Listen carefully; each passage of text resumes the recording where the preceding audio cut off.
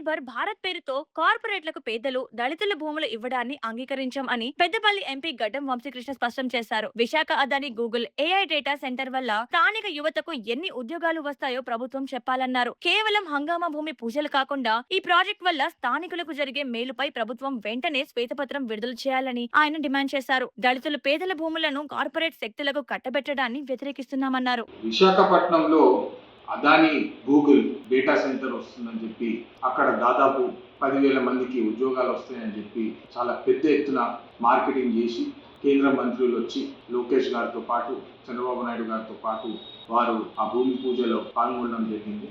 అనేక మంది దళితులను ఇబ్బంది పెట్టి వాళ్ళ మీద ఒత్తిడి పెట్టి దాదాపు 20 లక్షల రూపాయలు ఎకరానికి ఇస్తామని చెప్పి వాళ్ళకి చిల్లర పైసలు పడేసినట్టు పడేసి కోట్లాది వాల్యూ ఉన్న ఏఐ కంపెనీలు ఈ ల్యాండ్ని అతి తక్కువ ధరలో వీళ్ళకి దళితులకి ఇచ్చి భూమి లాక్కోవడం జరుగుతుందని చెప్పి ఈ సందర్భంగా అందరికి తెలియజేస్తున్నాను.